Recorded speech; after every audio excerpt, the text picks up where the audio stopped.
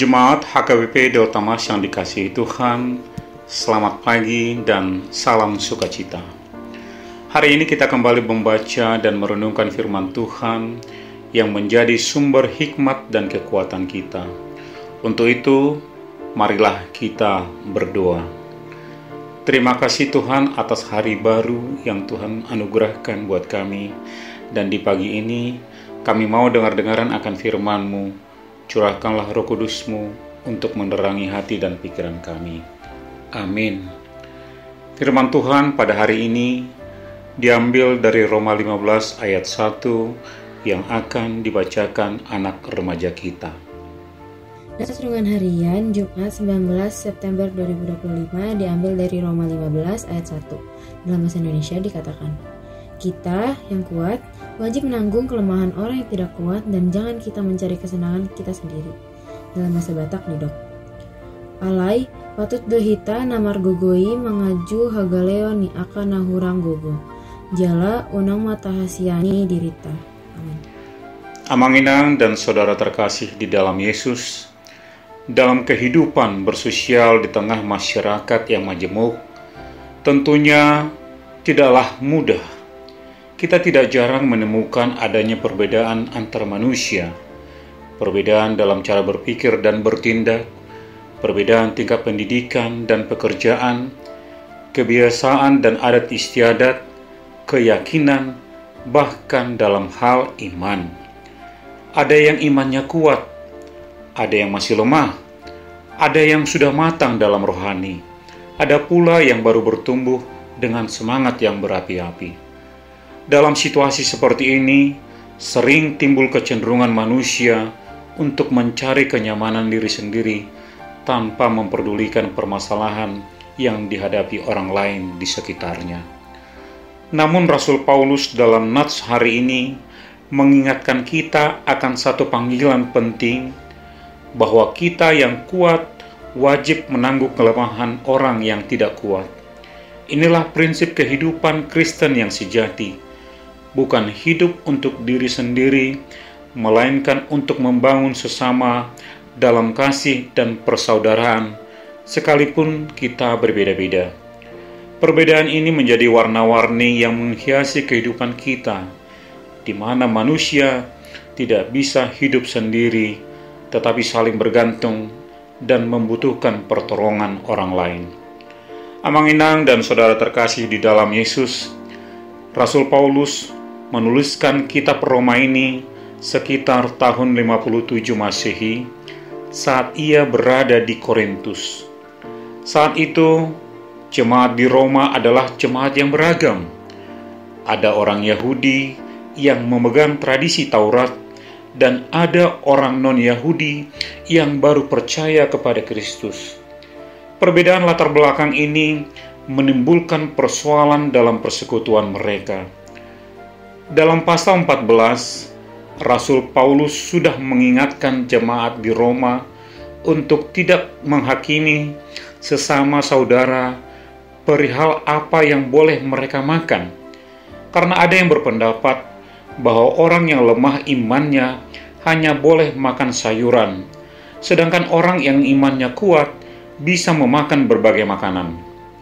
Selain itu, ada yang beranggapan bahwa hari yang satu lebih penting dari hari yang lain.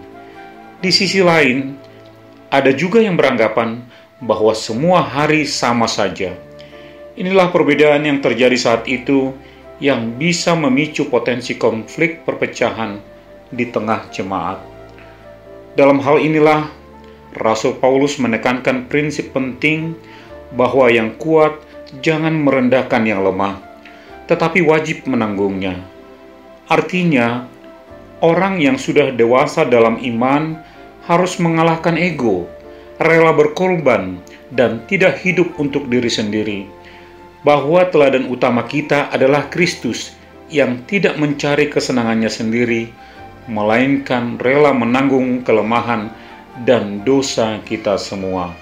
Kita bisa baca dalam Roma 15 ayat 3. Bapak, Ibu, dan saudara terkasih di dalam Yesus, untuk lebih memahami nats renungan hari ini, ada sebuah ilustrasi cerita.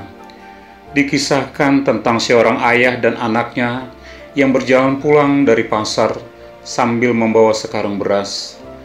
Karung itu berat sekali, dan anaknya yang masih kecil bersikeras ingin membantu.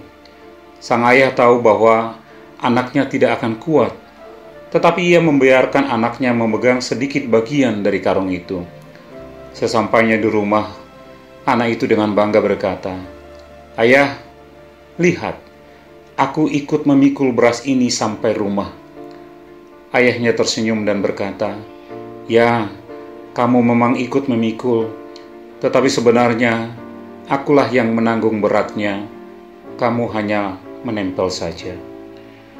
Demikian juga kita dalam kehidupan iman. Ada banyak saudara-saudara kita yang tidak kuat menanggung beban hidupnya sendiri. Sebagai orang yang kuat, kita dipanggil untuk ikut menopang mereka, bukan dengan menghakimi, tetapi dengan sabar mendampingi, memberi kekuatan, dan menanggung bersama mereka hingga bisa bangkit kembali dengan kekuatan yang lebih baik. Bapak, Ibu, dan Saudara terkasih di dalam Kristus, sekarang pesan apakah yang kita ambil dari nats renungan hari ini? Mari mulai dari lingkaran terkecil, yaitu keluarga.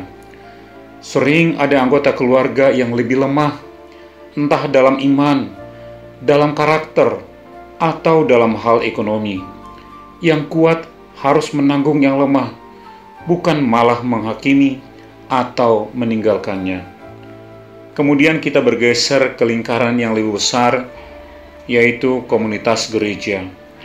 Ada jemaat yang baru bertumbuh, ada yang masih terikat tradisi, ada yang belum mengerti firman dengan baik.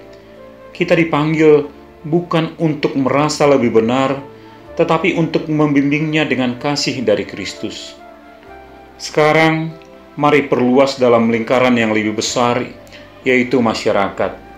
Di tengah dunia yang individualistis, orang Kristen dipanggil untuk hidup berbaur dengan masyarakat sekitar, bukan menjadi eksklusif, tetapi menjadi inklusif.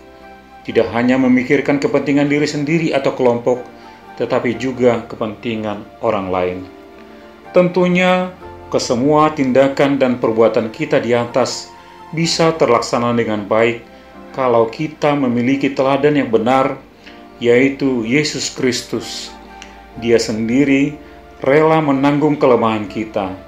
Dia tidak mencari kenyamanannya sendiri, tetapi rela menderita demi keselamatan kita dari dosa dan kematian kekal. Kalau Yesus Kristus sudah melakukan itu, bukankah kita juga harus melakukan hal yang baik bagi sesama? Amanginang dan saudara terkasih di dalam Kristus, sebagai penutup, firman Tuhan hari ini mengingatkan kita bahwa orang yang kuat dalam Kristus tidak boleh hidup untuk diri sendiri. Kita dipanggil untuk menanggung kelemahan sesama, membangun mereka, dan menjadi teladan dalam kasih.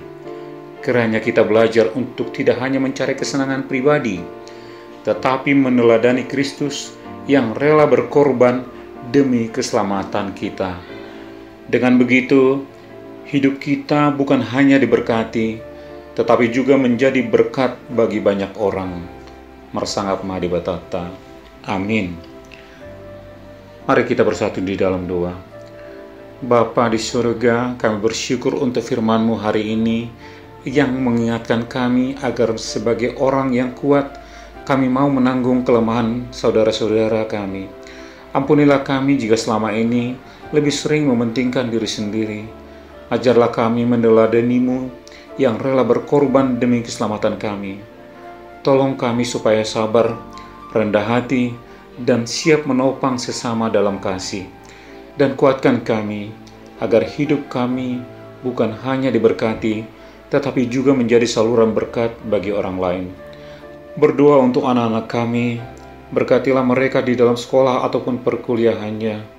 Curahkan hikmat-Mu buat mereka dalam mengikuti pembelajarannya masing-masing, sehingga dapat selesai sesuai waktunya.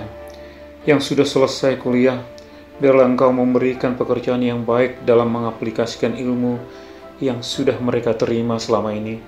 Begitu juga yang sudah bekerja, biarlah mereka bekerja dengan baik. Berdoa untuk para orang tua yang sedang berjuang untuk menyekolahkan anak-anaknya, dan juga para orang tua yang sudah pensiun dan menikmati kebersamaan dengan keluarga besar. Berikanlah kekuatan, kesehatan, dan sukacita, dan berkatilah segala pekerjaan, karir, dan usaha mereka hingga dapat bertahan dan berkembang di tengah tantangan situasi ekonomi yang tidak menentu. Juga untuk setiap jemaat yang tetap setia dan berpengharapan merindukan kehadiran anak di tengah keluarga, kiranya curahkanlah belas pengasihan-Mu bagi mereka, dan berkatilah setiap usaha medis yang mereka tempuh. Begitu juga buat anak-anak kami yang sudah waktunya berkeluarga, tunjukkanlah jalan dan bukalah pintu hati mereka yang tertutup, dan berikanlah jodoh bagi mereka, sebagaimana Engkau bersabda bahwa tidak baik manusia itu seorang diri, dan akan memberikan penolong yang sepadan baginya. Inilah doa dan permohonan kami Bapa, yang kami panjatkan hanya di dalam satu nama, Yesus Kristus Tuhan kami yang hidup. Marilah kita menerima berkat-Nya. Anugerah Tuhan kita Yesus Kristus dan kasih setia dari Allah Bapa serta persekutuan Roh Kudus, itulah yang menyertai kita dari dulu, sekarang, dan sampai selama-lamanya. Amin.